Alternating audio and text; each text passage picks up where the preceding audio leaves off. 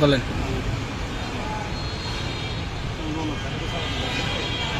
আসসালামু আলাইকুম সম্মানিত ভিউয়ার্স, আমরা খুবই ভারাক্রান্ত হৃদয়ে খুবই কষ্টের সাথে একটি বিষয় আপনাদেরকে শেয়ার করছি যে গতকাল রাত এশার নামাজের পরে আমাদের তারাকান্দা উপজেলাধীন বিশকা ইউনিয়নে মেছারা গ্রামে একটি দুর্ঘটনা ঘটেছে।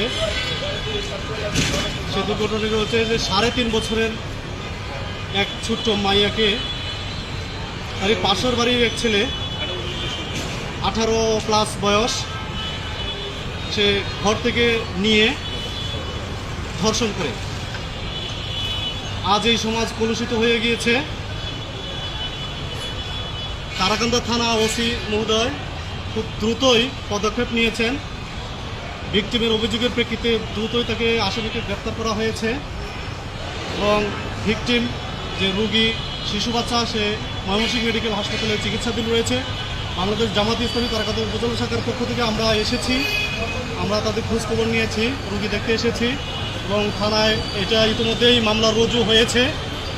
আমরা চাই এই ধরনের বর্বর যে পাশবিক ঘটনা, এই ঘটনা সর্বোচ্চ শাস্তি নিশ্চিত হোক, মৃত্যুদণ্ড কার্যকর করা হোক এবং এই দেশে কোরআনের আইন শাসন, এই ঘটনার জন্য কোরআনের শাসনে বিচার ব্যবস্থা চালু করা হোক, যেন এই ধরনের ঘটনা আর না ঘটে।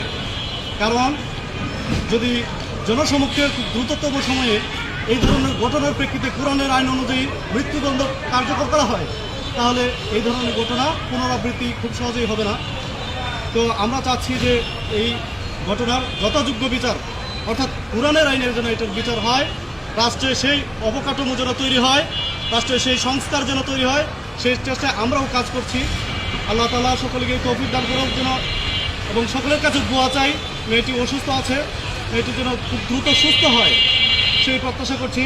আমাদের সাথে আছেন উপজেলা জামাতের আমির হযরত মাওলানা আব্দুল হান্নান হাফিজাহুল্লাহ, উপস্থিত আছেন আমাদের এই অসুস্থ মেয়েটির নানা এবং বাবা, মেয়েটির বাবা এবং দাদা আছেন হাসপাতাল থানায় আছেন বর্তমানে।